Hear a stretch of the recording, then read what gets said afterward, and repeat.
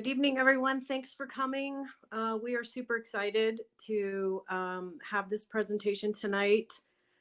We are working with Doctors Reshaut and Grafey from the University of Northern Colorado on identifying our culturally and linguistically diverse gifted students. We have a pilot that we're going to be running this spring. So we'll be in schools putting into action these strategies for helping teachers, parents, and administrators identify our kids who we might be missing. And we are just really, really excited to welcome Dr. Grafey and Dr. Reshaut tonight. Muchas gracias a todos y bienvenidos por estar en esta tarde. Estamos muy emocionados porque vamos a tener el día de hoy a los doctores Grafey y al Grafey para que ellos den información acerca de estrategias para que podamos trabajar con nuestros hijos y también para que los maestros puedan ellos identificar a algún niño que esté dotado dentro del salón.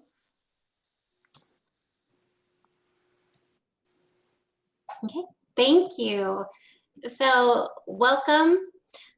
This presentation is based on a book that we wrote called Start Seeing and Serving Underserved Gifted Students, but all of the resources and information we put together for you that you will have access to at the end of this presentation. Bueno, entonces vamos a comenzar con la presentación basada en cómo ver y servir a nuestros alumnos que están dotados. Aquí tenemos un ejemplo de un libro que han escrito la doctora Reshaut, el doctor Lee y el doctor Grafey, la doctora Grafey. Y pues al final de todo esto ustedes podrán obtener una copia de la grabación junto con la información.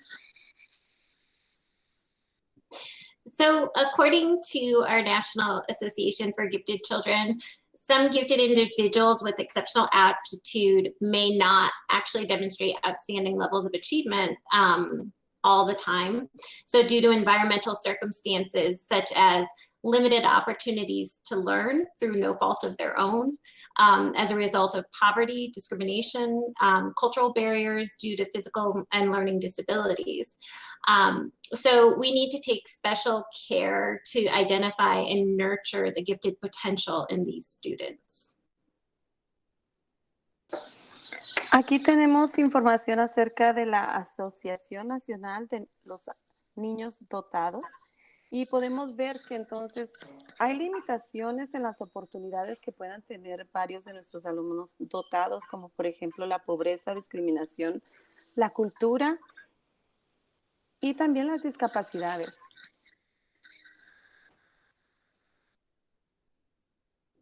So every day in 100 small ways, our children ask, do you see me? Do you hear me? Do I matter? And our behavior often, or their behavior often reflects our response. And that just means that as educators, families, what we get from children is often based on what we give to children. And so we need to take special care to be sending positive messages and really believe in our children and in our students. Es muy importante que nosotros creamos en nuestros niños y en nuestros alumnos porque a diario ellos nos miran y se preguntan a sí mismos, ¿en verdad te intereso yo? ¿En verdad me escuchas? ¿En verdad?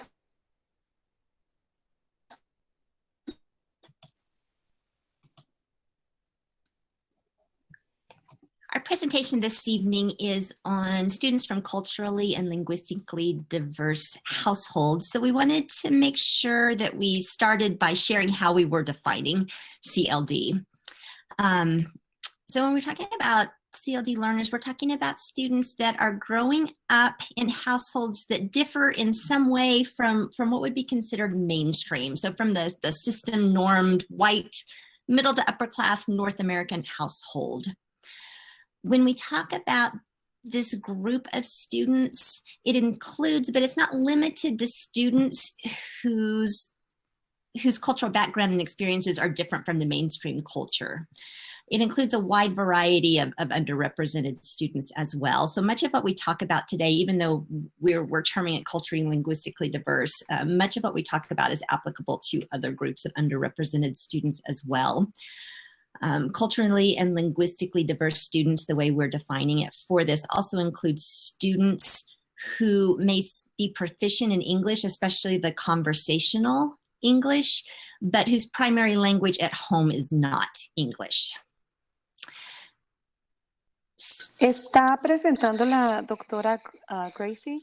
Ella está diciendo que estamos ahorita viviendo en una etapa donde pues muchos de nuestros alumnos están fuera de lo que es de las expectativas normales que viene siendo la tez blanca, los que están en la clase media, los que aplican por otros grupos que no tienen la representación necesaria. Muchos alumnos sí hablan suficiente inglés, pero no tienen el apoyo que ellos necesitan.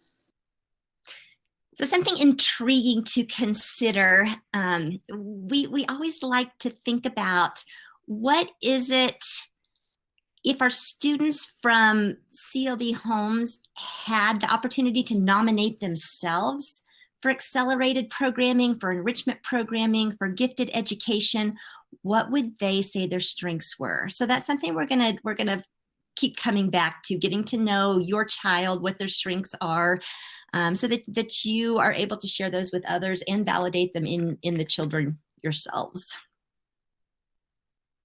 Entonces estamos viendo a estos alumnos que tienen la oportunidad. ¿Qué es lo que van a decir cuando ellos necesitan esa información acelerada, los programas de rendimiento académico avanzado?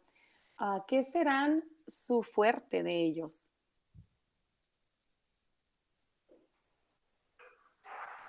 We're going to spend a little bit of time looking at some charts that have lists of characteristics of gifted students. You're definitely going to see some overlap as we go through a couple of different charts here. As you look at them, we really want you to reflect on what makes sense to you as you think about children with gifts and talents and high potential. But we also want you to think about what the potential issues and problems are with saying these characteristics specifically are what we are looking for when we say gifted child. This is what we're looking for in order to recognize gifted children. So I'm not going to read all of them on this list to you, but I'll give you a minute to look at them. It does include things like high levels of motivation, rapid learner, long attention span, unusually large vocabulary, asks probing questions, highly developed curiosity. So I'll give you a minute to just, like I said, look through that and think about what makes sense. What do you recognize in your own child? And what are the potential issues if we say this is a gifted child? This is what we're looking for to identify gifted children in the schools. Aquí está una lista de los niños, de los rasgos que un niño dotado tiene. Usted mire esta lista y quiere que entre usted piense qué de estos rasgos aparenta su hijo o su alumno para definir si es un niño dotado. No lo voy a leer todo, dijo ella, pero aquí la tienen y aquí dice la motivación es muy alta en el alumno. Ellos tienen una comunicación con un vocabulario avanzado, hacen unas preguntas también que son avanzadas, la lógica es avanzada. And so I'm going to invite you, if you see anything, if you want to add anything to the chat, you're welcome to do that. We'll take just a couple minutes. If there's anything that you see that you think this could be a problem, this could be an issue as we work to identify gifted learners from underrepresented populations. If you would like to add something, we'll take a couple minutes to do that, and then we'll move on to the next list. Dice que si gustan agregarle algo que tal vez no se ve aquí en la lista de los rasgos de un niño dotado, también se puede hacer.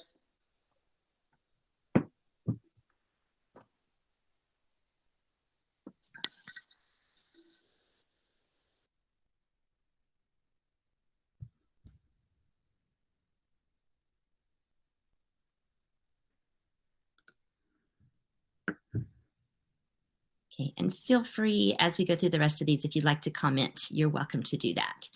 So this is a second list of characteristics. This is a list of characteristics put together by Fraser and Passau that, according to the research, these are characteristics that are found in students from all different demographic groups, regardless of their cultural background. So these include strong desire to learn, intense, unusual interests, unusual ability to communicate either with words, numbers, or symbols, effective, often inventive strategies for recognizing and solving problems, large storehouse of information, the ability to grasp new concepts quickly. They have logical approaches to solutions, many highly original ideas, and an unusual sense of humor. So these are characteristics that potentially underlie giftedness in all different cultural backgrounds. Aquí hay otra segunda lista de los rasgos de un niño que está dotado. Esta lista se ha hecho por Fraser y Passau en el año 1994. Y esto, sin importar la cultura, estos niños tienen el deseo de aprender. Son intensos e inusuales en el interés que tienen para seguir aprendiendo. Su habilidad de comunicarse con las palabras, números y símbolos es inusual. Son efectivos y también con estrategias inventivas para reconocer y resolver problemas. Tienen una información, guardan una información muy avanzada. So one thing to consider as you look at these, definitely characteristics that you probably recognize in your own children to a degree, but I want you to think about how difficult it might be in the school setting to measure these strengths. How do you measure accurately strong desire to learn? So these are things to kind of keep in the back of your mind as we go through some other information in this presentation.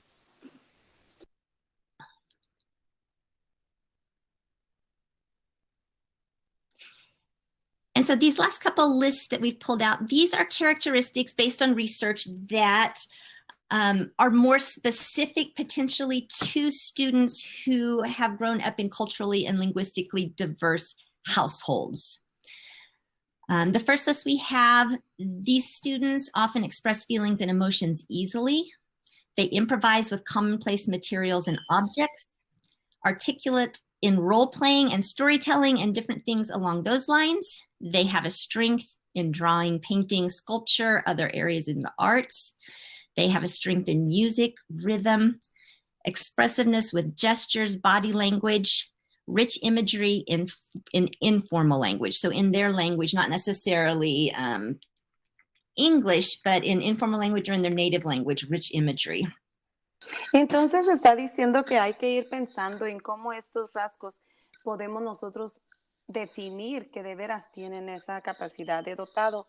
Aquí tenemos aún más características. Ellos pueden expresar sus emociones con facilidad, pueden improvisar el lugar común de los materiales y los objetivos, pueden articular el juego con historias que ellos están repitiendo, el dibujo, al pintar, la escultura, tienen esa habilidad fácil de dibujar, de hacer una escultura, tienen la habilidad de la música, el ritmo, se expresan con gestos, con su cuerpo, con el lenguaje corporal y tienen una imaginación avanzada con el lenguaje informal. So one thing I actually probably should have started with, as you look at these, it's important to keep in mind that these are generalizations. They are based on research, but this is not going to be true for every gifted child. It may be one or two things that are true because one of these characteristics is missing in a gifted child does not mean they are not gifted. So it's to give us a general idea. It's important to remember that these are not true of every single child. And so then leading into this last list that I have here that are more specific based on research to students from CLD homes. This list includes being culturally sensitive, taking pride in language and culture, adhering to traditional family responsibilities, preferring collaboration, originality in the arts, the they are able to acquire the social English skills quickly, self-confident, positive self-concept. So again, these are characteristics that you may see in these gifted students. We'll probably see in many of them, but you will not see them all in every gifted child. Bueno, entonces está diciendo ella que tal vez debió mencionar esto al principio de la reunión, donde todos estos rasgos y características que ella ha mencionado y las que va a seguir mencionando es que están generalizadas y están basados en la escudriñación, investigación que se ha hecho. Aquí tiene una lista también que se le puede agregar. Dice que los niños no tienen que tener cada uno de estos rasgos, sino que puede tener uno que otro. Aquí le agregó que también son sensibles a su cultura. Ellos son orgullosos de su lenguaje y su cultura. Ellos entienden y toman la responsabilidad familiar muy importante, colaboran, son originarios en el arte, adquieren el idioma del inglés y la capacidad del inglés con facilidad, tienen autoestima y son positivos en el concepto propio. And so as we move out of the characteristics onto other things, a reminder, please keep in mind that the presence of any one of these characteristics, a single one out of this list that we just shared, the view list that we just shared, at the very least, this indicates the need for appropriately differentiated curriculum for experiences to build upon the existing strengths that you are seeing. The characteristics could also be significant indicators of giftedness and should be documented as part of a body of evidence. And one thing that I loved when I was in school was when parents could bring specific examples of things that their children had done. If they could bring things that they created or stories about some of their strengths, it really helped me get to know the child, and it helped with formal identification as well, so we knew better where to look for those strengths, how to develop in different areas with the child, working with the family. So. Entonces, al revisar toda esta información, dice que es importante ver la información formal, el currículo que se les va a enseñar para que ellos aprendan aún más de lo que ya tienen, de lo que ya saben, para que se siga desarrollando y sigan teniendo su fuerte más apoyado, más reforzado con el currículo que le dan.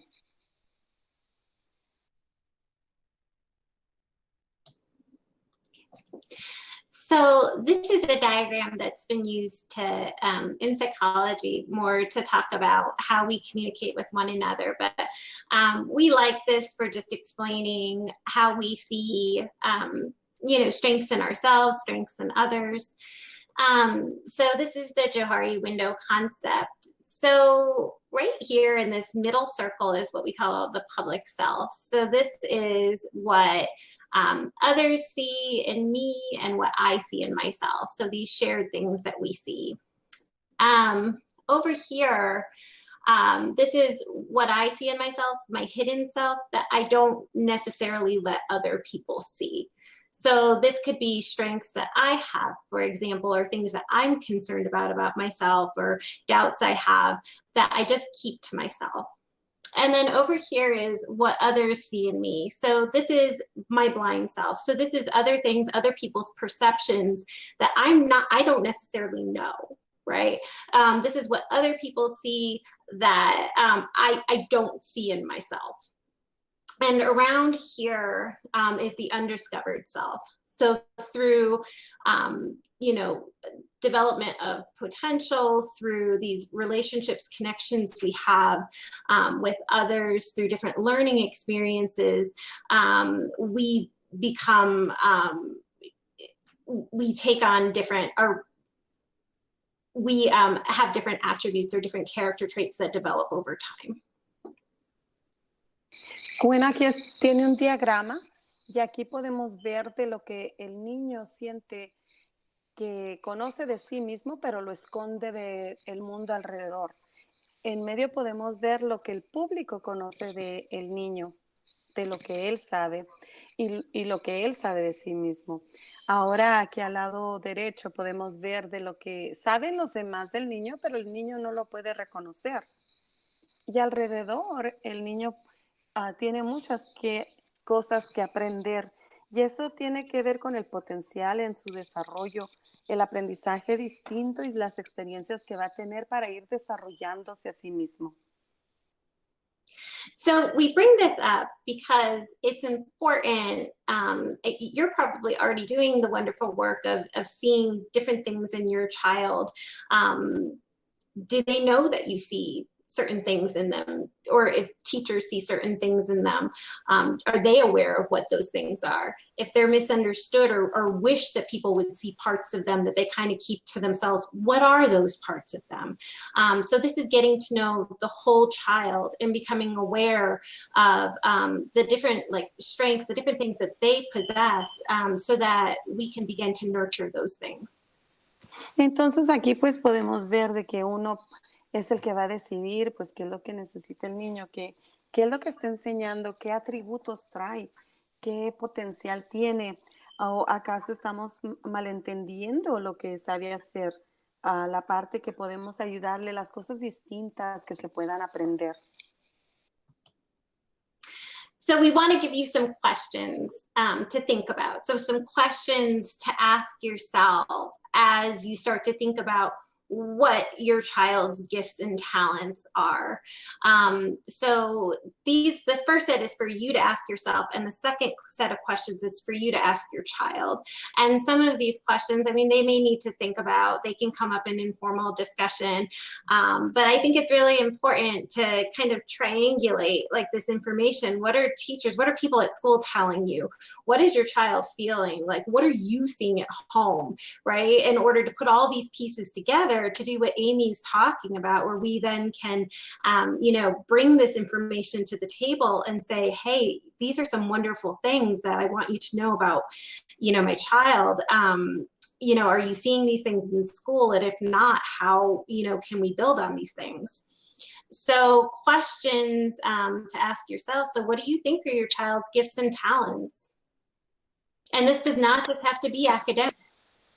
Bueno, entonces aquí tenemos una lista de las preguntas que uno puede hacerse a sí mismo acerca del niño para conocer los talentos, los dones que tiene, cómo es que es el niño. Y todo esto uno se lo pregunta y luego va y le platica al maestro para que a ver si el maestro también ve lo mismo. Y entre el padre y el maestro decidir qué podemos hacer para ayudarle, para que siga mejorando en esa parte donde tiene su fuerte. Una de las preguntas muy importantes es, ¿qué es el don que tiene el niño? ¿Qué talento tiene? Al lado derecho aquí está en blanco, y la razón que está en blanco porque son preguntas que ustedes como padres o maestros pues le harán al alumno.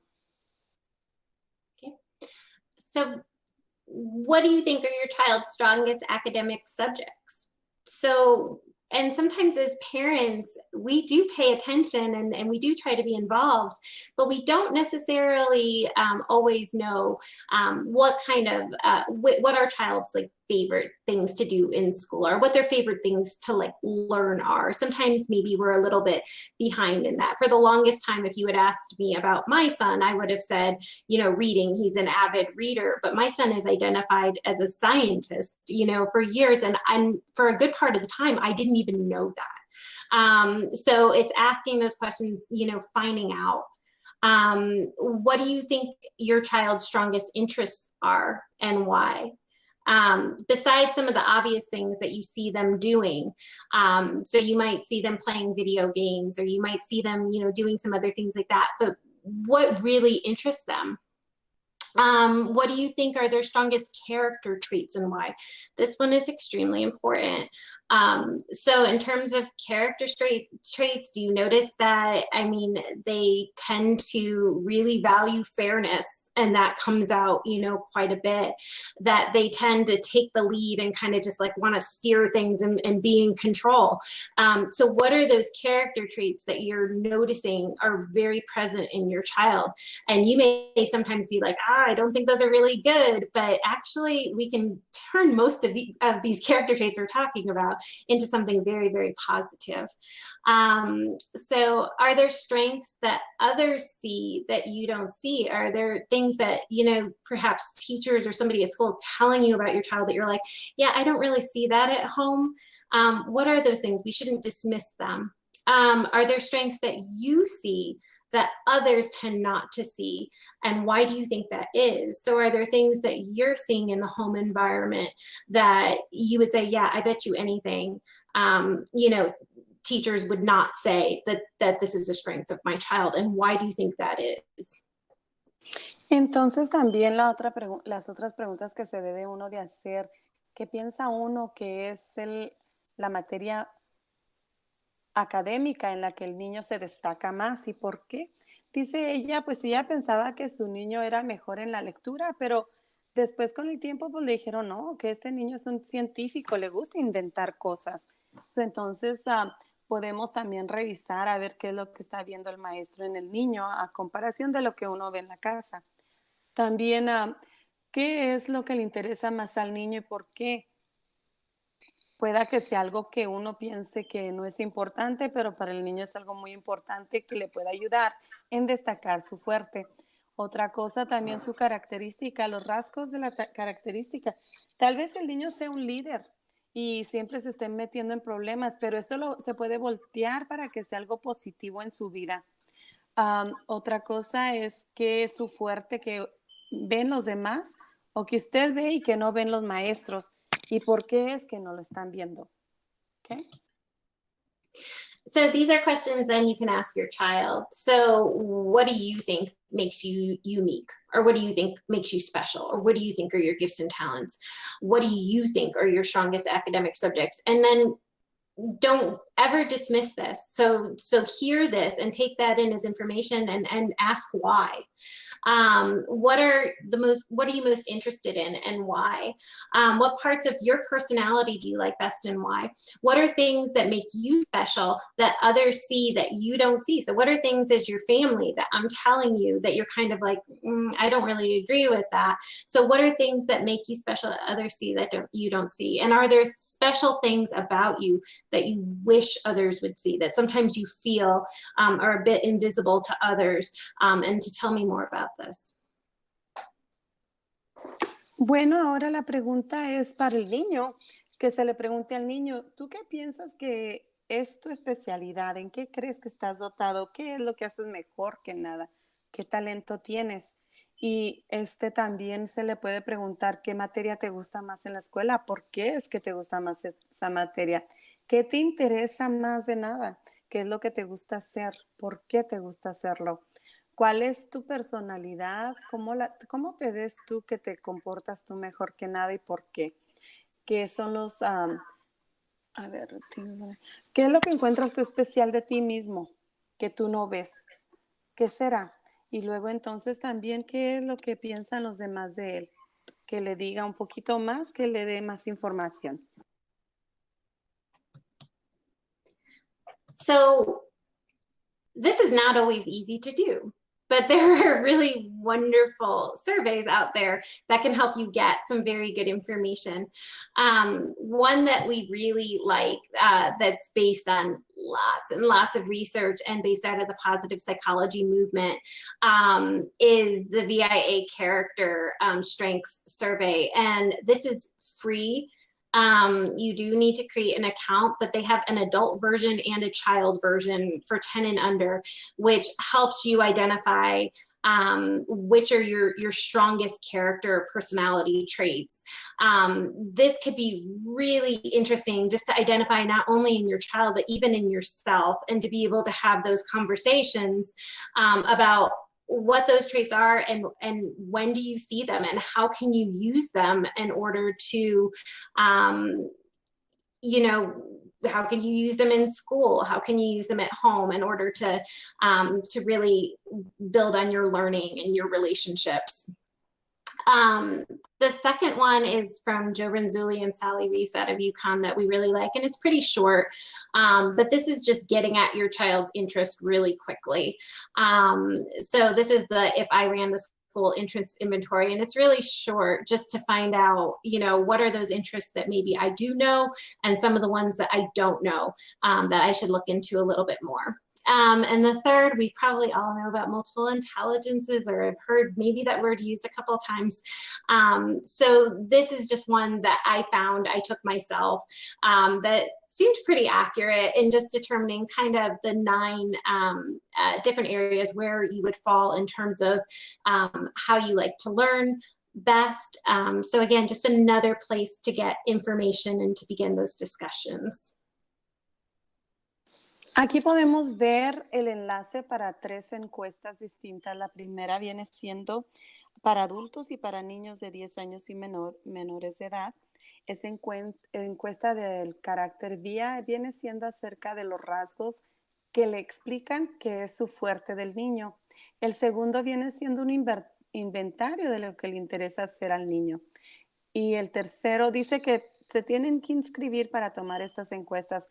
El último, entonces, habla acerca de la inteligencia, de qué es su fuerte intelectualmente. And we will say that there is a huge resource called a Live Binder at the end of this, where we've compiled resources now for years and updated for families, and everything that we're talking about is in that link that you're going to be given. Se les va a dar también otro enlace donde está la información en vivo.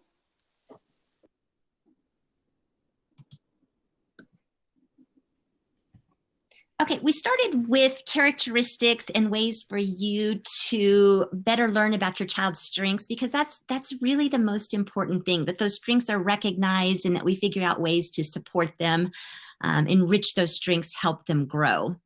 But we also want to talk about what are some potential barriers. You may see those strengths, teachers may see those strengths, but what are the potential barriers to formal identifications? So to getting that gifted identification within a school setting.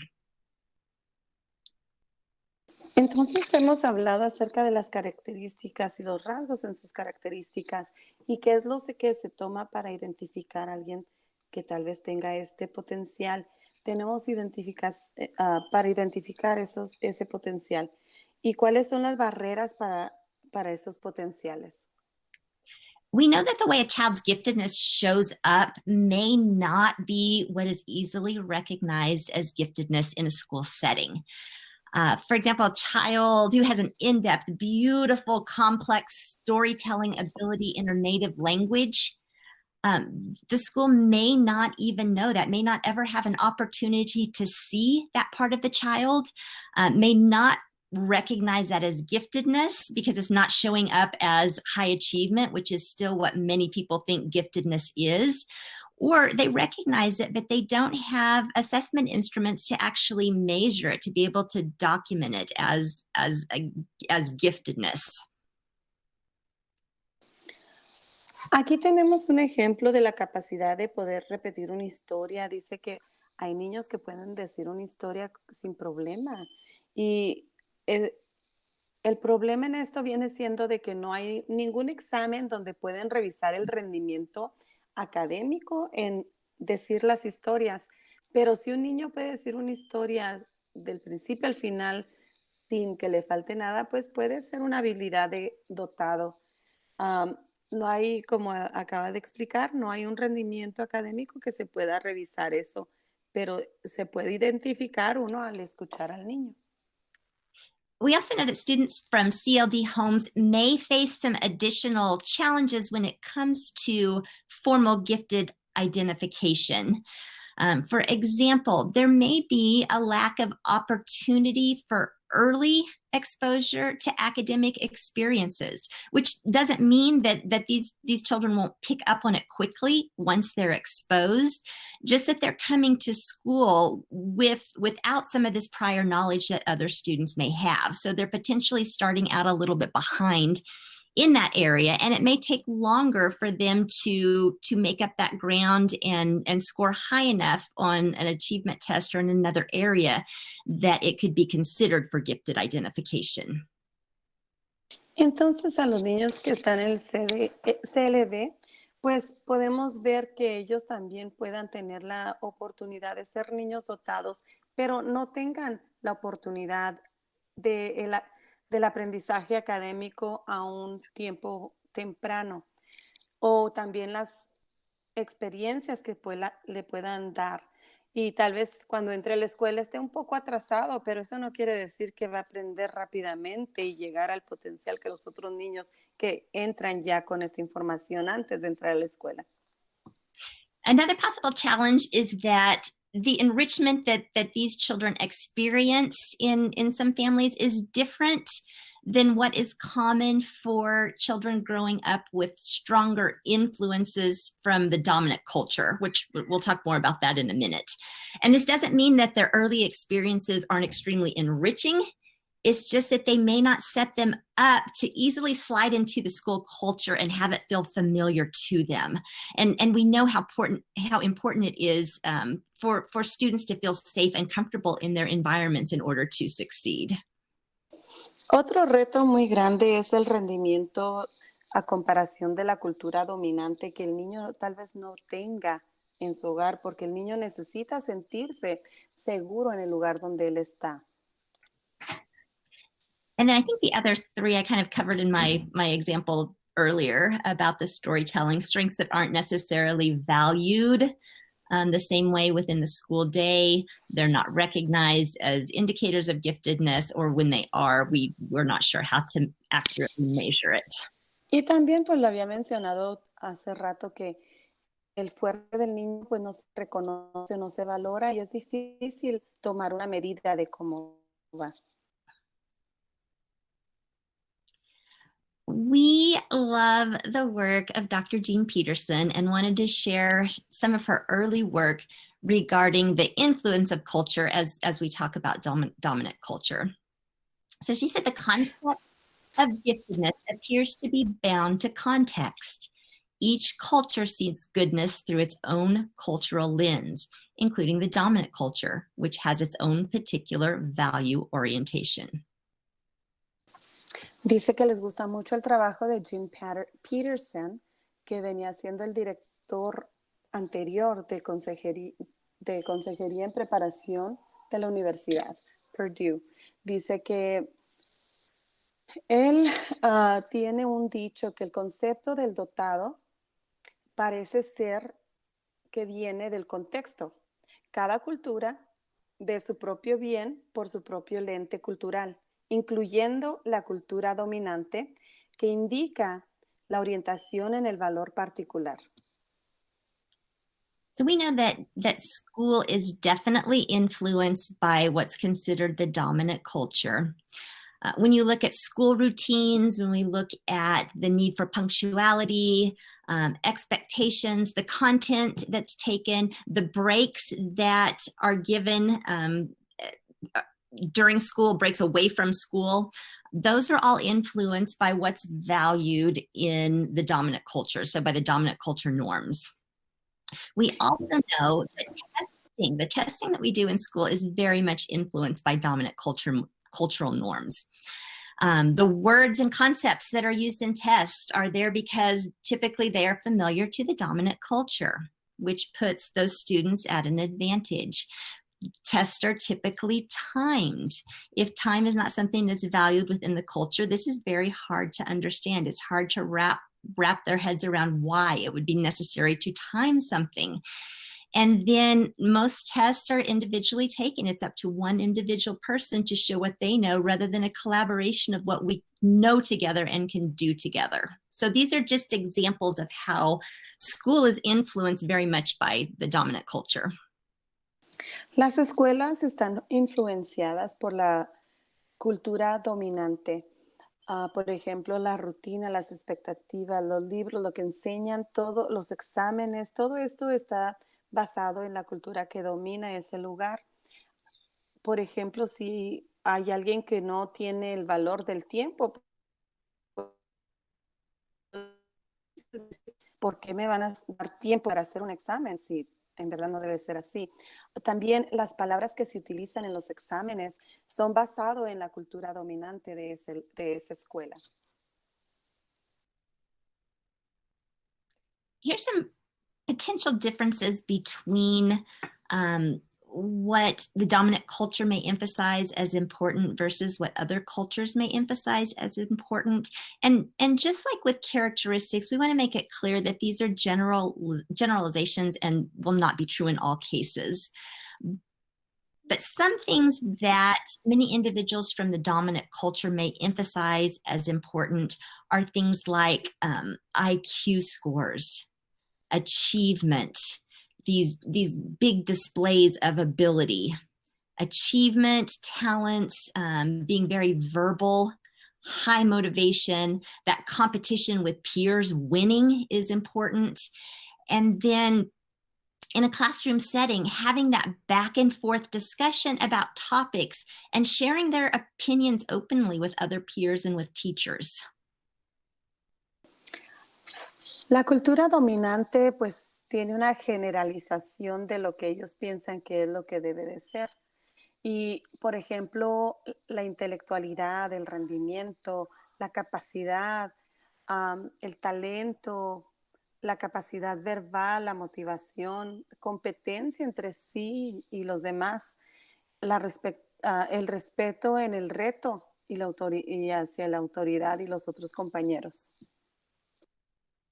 So these may be things that are not necessarily valued by other cultures, and in fact may seem to go against what some of the other things are that are valued in cultures other than the mainstream culture. For example, we know that there are certain cultures that in general value much more highly collaboration. They value listening to learn rather than entering into a discussion, that being humble, being selfless, being part of the family, supporting the family, and then providing service to your community are all things that are highly valued in some cultural settings. Vemos que otras culturas pues no tienen el mismo pensamiento. Ellos piensan más en otras cosas que son más importantes para ellos, como la colaboración, el escuchar, la humildad, el apoyo familiar, la comunidad, el servicio a la comunidad. No todas las culturas son iguales y es por eso que no se puede utilizar de la misma manera con los alumnos. And again, I want to say that these are generalizations, and there are certainly individuals and families who would be considered from the dominant culture whose values would align much more closely with the list on the right, and vice versa. There are individuals and families from other cultural backgrounds whose values align much more with the mainstream cultures listed on the left. But we just wanted to point out that there are times that the influence of the dominant culture in the school environment sets us up to possibly not fully see the strengths in our high potential and gifted students with varying cultural influences and experiences. La razón que hemos hecho esta diferencia o enseñado es, aún sabemos que es una generalización que estamos utilizando, pero claramente hay unas personas que prefieren la cultura al lado derecho, donde prefieren escuchar, colaborar, humildad, apoyo familiar, a los de la otra cultura que están pensando en el rendimiento, la intelectualidad, la capacidad que pueden ellos enseñar. Y esto pues es lo que nos detiene a nosotros en veces en ver cuál de los alumnos están dotados, cuál tiene esa capacidad de avanzar aún más. We also wanted to touch briefly on the concept of implicit bias as a potential barrier to recognition and identification of giftedness in students from CLD households. Queremos hablar ahora de la implicitividad, de la manera que hacen una diferencia entre los niños que tienen el CDL en sus casas, que no tienen la facilidad de adquirir toda esa enseñanza que se les puede dar en las escuelas basado en lo que ellos ya saben para seguir aprendiendo más. I want to start by saying that everyone has implicit biases or these unconscious attitudes and beliefs or stereotypes about some things. say blonde hair. You see someone with blonde hair and there's this this conscious attitude or belief that you have about individuals with blonde hair that really doesn't have anything to do with that one specific person with blonde hair. It's something that's kind of ingrained that we've learned over time. It doesn't mean that we act on it. It doesn't, and it's different than what we consciously believe when we stop to think about it. We don't necessarily act on these implicit biases, but it's important to know that they are there. And if we're not careful, they're going to impact our interactions. Tenemos que tener cuidado con las interacciones que tenemos porque hay muchas maneras de tratar a la gente distinto basado en el estereotipo. Por ejemplo, alguien que tiene el cabello güero, inmediatamente piensa algo en particular la persona que lo mira, que no tiene nada que ver con lo que está pensando. Así es que tengamos cuidado también con eso. So while we have implicit biases, while that's completely natural for everyone, it's important for educators to work to recognize them, whether they're positive implicit biases or negative implicit biases, that there is that work to recognize them so that they aren't unintentionally negatively impacting students in their classes and schools, so that they're in a position to really see their high potential students from CLD households and from other underserved populations. So just a note on that at times this can be a factor as well in who we're able to successfully identify for gifted services. Entonces tenemos que cuidar eso de tener la parcialidad implícita y no reconocer a un niño que califica para el programa de dotado para que les puedan dar más ayuda adicional sin importar de dónde vienen y la cultura. And we tried to think through some examples of implicit bias that we have witnessed in our time in education. I want to start by saying that the vast majority of the cases when something like this happens, it's because the educator or the administrator is very, very concerned about what's happening. They're trying to do what's right and good for the child and or the family, but the decisions were made possibly without fully considering or understanding the situation. So the decisions were potentially influenced by those attitudes or beliefs that they were not even aware were impacting them. Entonces, tienen que tener cuidado como educadores y administradores porque muchos han decidido en darles la ayuda basado en lo que están viviendo en vez de lo que les esté impactando. So for one example, we pulled out lack of expectation of family involvement in school. And this is often not because they know anything specific about the family necessarily, but there is this belief that without knowing the family situation, they have a concern about the child, and they make the decision that the school just needs to take care of whatever that concern is on their own without bothering the family, because they assume that the family wouldn't be interested or able for whatever reason, because of a language barrier, job responsibilities, transportation issues. So instead of giving them the family the chance to partner with them on problem solving, they think they're helping by just taking over and trying to solve the problem for the family. Dice que hay una deficiencia de expectativas de la familia en que se involucren en la escuela. Hay preocupaciones acerca del niño y en cambio en vez de incluir a la familia deciden tomar sus riendas y de resolverlo a nivel de la escuela, y todo porque piensan que la familia, porque está trabajando, pues no va a poder intervenir, o porque no tienen el idioma que hablan, tampoco van a poder integrarse, o también no tienen el transporte para ayudar con el alumno.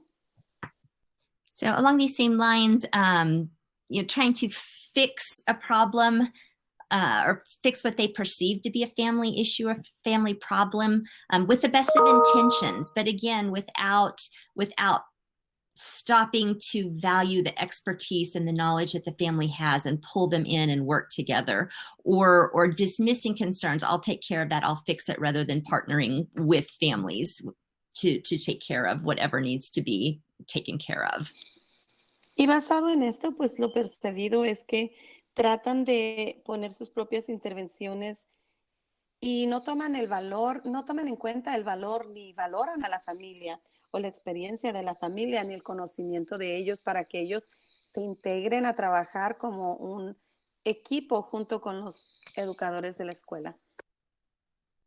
We also wanted to point out that overall, across the nation, there are fewer referrals for gifted education, and there are more referrals for special education and more disciplined referrals for individuals that don't fit necessarily that mainstream cultural vision. That's not exactly the right word, but students that come from homes that are culturally and linguistically diverse, they're not necessarily seen, their strengths are not seen, or things that may challenge them in the school initially, they're seen as being bigger issues than maybe they are. And again, it's typically because these teachers or these administrators, they really, really want to help. They're struggling. Let's get them into special education. They're struggling.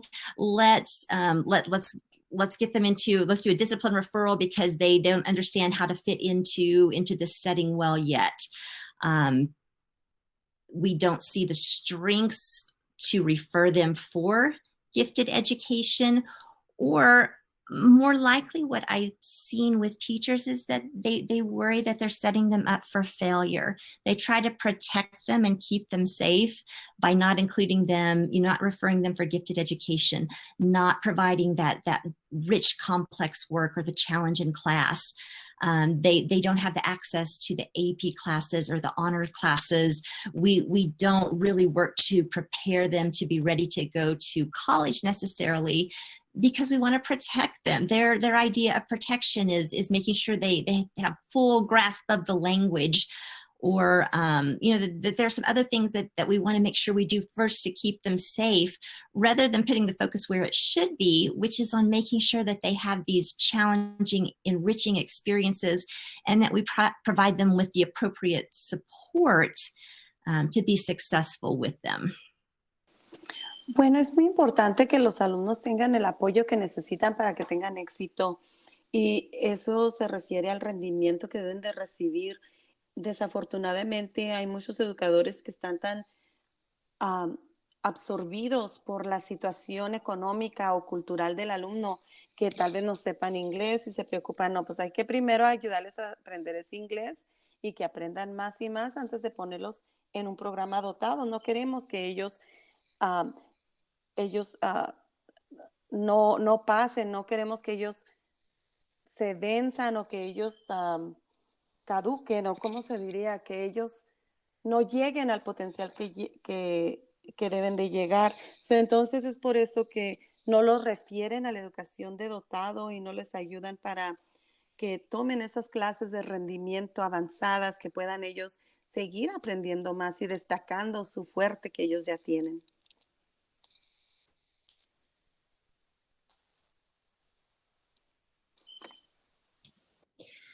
And we know we're running out of time, so we just have a couple more slides, but we just want to show you just how giftedness can look, and it's really based on perceptions.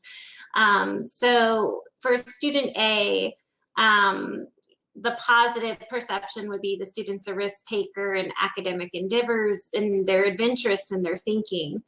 For student B, they're a risk taker. They may break rules. They may challenge authority. They may be afraid to challenge others, especially when they feel like they've been wronged or they just have a really strong opinion about something.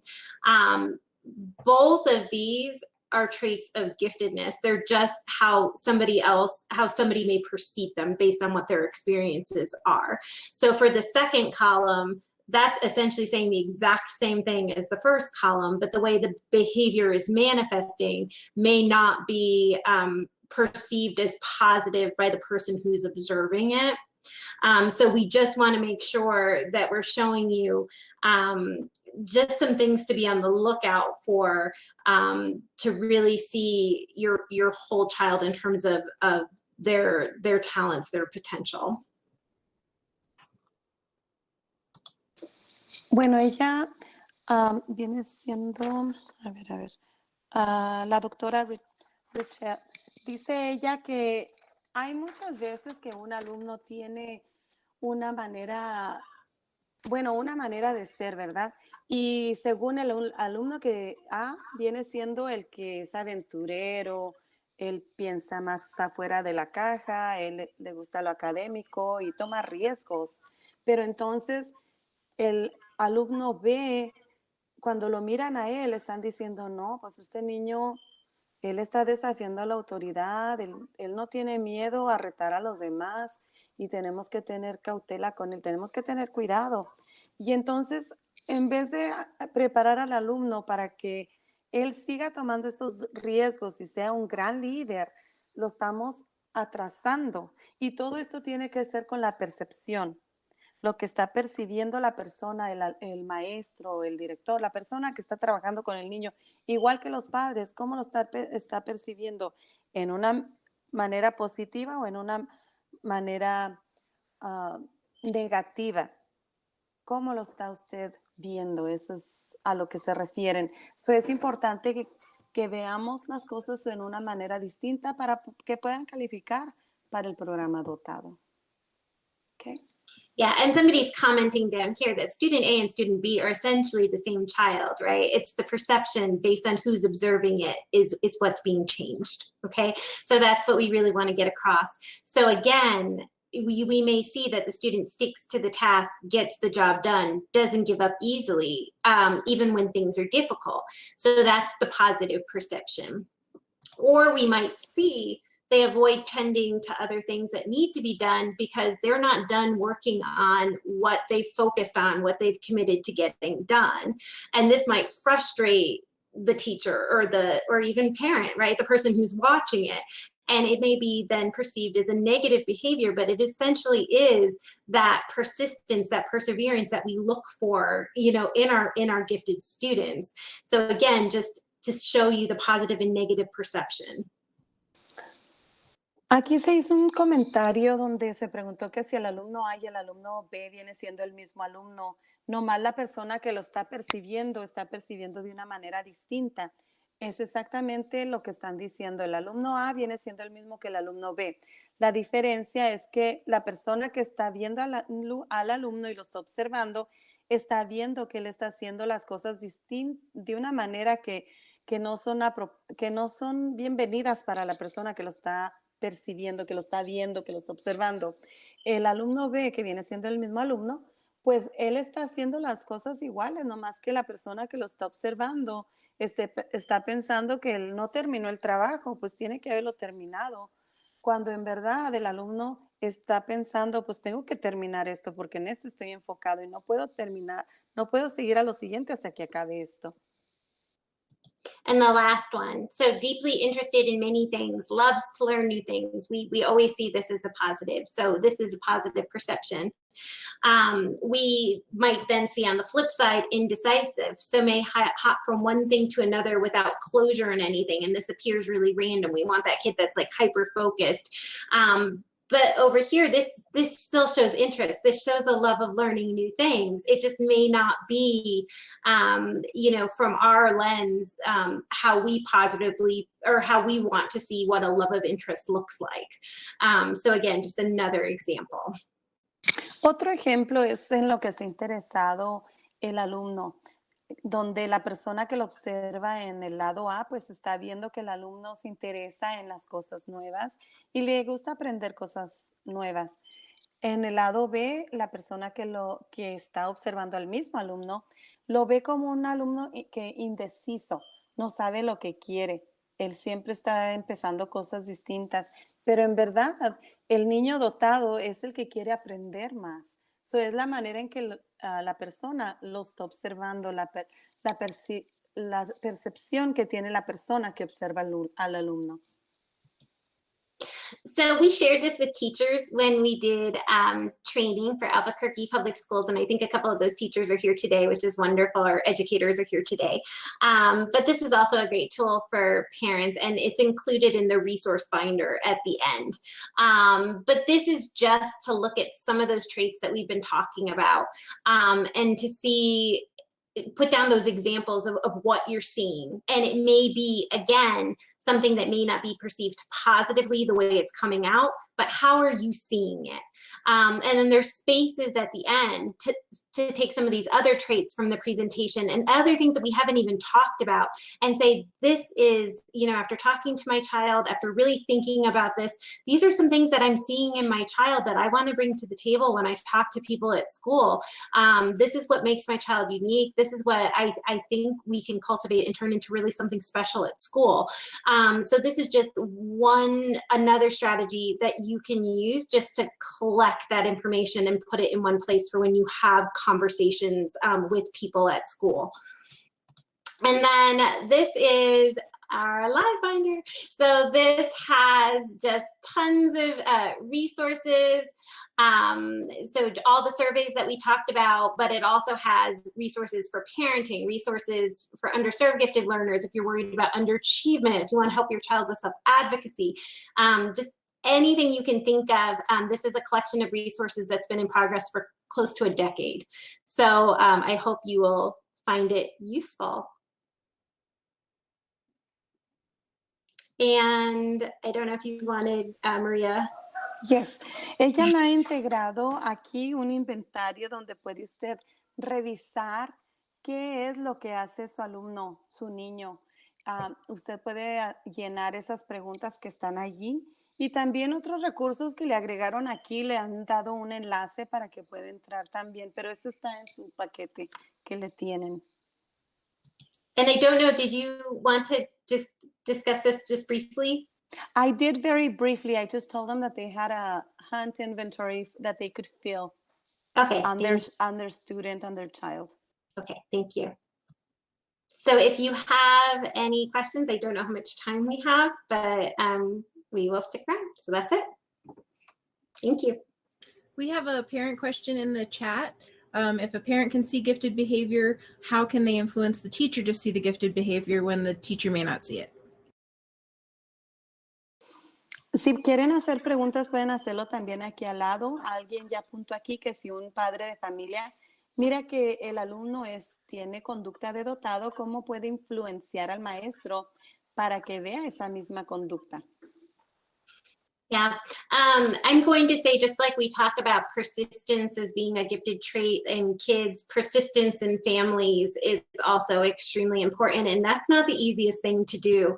As a parent, I'm a parent, Amy's a parent, you know, I was told when I was trying to get services for my daughter when she was young, well, she never talks, she never asks higher level questions. And I'm like, but my daughter's not going to do that. And there's other ways that we can see giftedness. Within that live binder that I showed you, there's a really wonderful, it's called the 12 Traits of Giftedness, a non-biased profile that shows you what teachers typically see as the traditional traits of giftedness and then how they might differ in CLD populations. And I think bringing in some of these resources and saying, this is what I'm seeing at home, and guess what? Here's something else that says that this could be how giftedness shows up, is going to create just a really strong foundation for what you're talking about respectfully, you know, with the teacher. I'm going to let you translate that before I say anything else. Thank you. Entonces ella está diciendo que deben de ser persistentes. Ahí dice que ella cuando su niña la quería poner en el programa de dotado le dijeron, no, pero tu niña ni siquiera habla. Y ella le dijo, no, pues es que ella no te va a hablar, pero hay otras maneras de ver que ella es una niña dotada. Y dice que hay un cuaderno que tiene información acerca de parcialidad, donde no deben de usar la parcialidad implícita, donde no pueden usarla, y allí puede explicar exactamente lo que es un niño dotado para que usted se lo presente al maestro. You can't see the live binder, can you? Is it still a presentation? Okay. Amy, did you want to add to that? So I agree, and I think the respectful piece is so very important. If you can figure out a way to collaborate with the educators in your building, and I saw a comment, you can seek out the gifted teacher for help. If you can figure out a way to make that about all of us working for this child, you know, here's what I see. What do you see in the classroom? Are we seeing the same types of things? How can we work together to make sure that that we're meeting the needs? What can I do as a parent to help, you know, to help make this a good experience for you and for my child? Entonces está diciendo Amy que la paz respetuosa es muy importante, donde uno puede hablar con el maestro y decirle, pues, ¿cómo puedo hacerle yo para trabajar más con mi niño que está dotado? Porque yo estoy viendo que él puede seguir avanzando más y seguir trabajando con el maestro de una manera positiva. Can you see it now? Yes. Okay, so when you go to this resource, for example, when you click on gifted characteristics, these are all tabs of just different resources. So this is the non-biased profile that I mentioned. So everything's collected for you in one place. So anything you'd like to look at is all there. So this is, for example, motivation, and it tells you within special population of students, this is why you might not see it exactly this way. So again, being educated as parents and taking these resources that are wonderful and going in and saying, okay, so this is what I believe, and here are some other like people that have been doing this for a while that are saying this too. It can be really, really helpful in your advocacy for your child. Aquí podemos ver una lista de los rasgos de un niño dotado. Entonces, al aprender uno de que esos rasgos uno mismo puede llevar esta información con el maestro y presentárselo para que ellos se den cuenta, y también puede ayudarnos a nosotros en aprender para ver y distinguir a un alumno dotado o a un niño. So I see a couple more comments and I see a hand raised. So I'm going to back up to one of the comments. If you had to prioritize one thing to share with faculty and families, what would you prioritize? For me, the priority is always recognizing those strengths. I mean, we want to be able to formally identify as gifted. That would be ideal. But the most important thing is that we are finding the strengths in kids and we are working together to help them grow. So Jenny, I don't know whether you have a different response, but that's what I would say as far as priority. Yeah, and I think that, you know, building up that confidence that, you know, in our students, that scholar identity where they see, you know, what they're capable of, and they know that things are not off bounds for them, and really cultivating that, you know, is just so important. And the younger we can do that, it's not that we shouldn't do it when kids are older, but the earlier we start, I think, in building that scholar identity with our children is incredibly important, because every single child has amazing potential, and we just have to figure out, you know, what the best strategies are to support them and to nurture that. Entonces están diciendo que hay una pregunta acerca de la prioridad. ¿Qué es lo que debe uno de hacer? Prioridad. Uno debe de hacer la prioridad de reconocer sus fuertes de los niños, qué es lo que hacen bien, en qué se destacan mejor que nada. Jennifer está diciendo que también en edificar su confianza en sí mismos como alumnos, en cultivar su identidad en lo escolar para que ellos puedan seguir avanzando y destacándose en todo lo que tengan que hacer y que no tengan miedo al fracaso.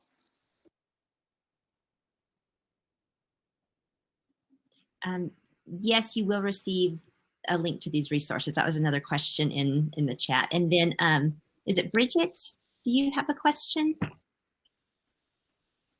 I actually have a comment. So first of all, I'd like to thank you all. This has been valuable information. We did have that parent ask about referring their child. For Albuquerque Public Schools, we do have a referral process, which is through the student assistance team. So they can nominate their child as a parent and say, I want to look into this.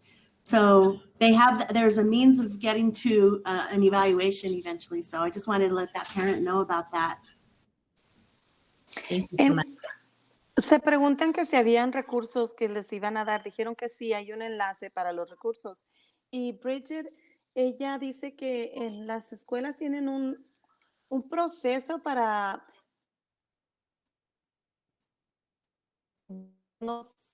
decidir cuál alumno está dotado. Como pero antes que eso dijo, gracias a todos por esta información, es muy valiosa. Dice que referencia que dan viene del equipo de asistencia del alumno, donde es ese proceso que tienen que seguir antes de que el especialista de diagnósticos le haga la evaluación al alumno.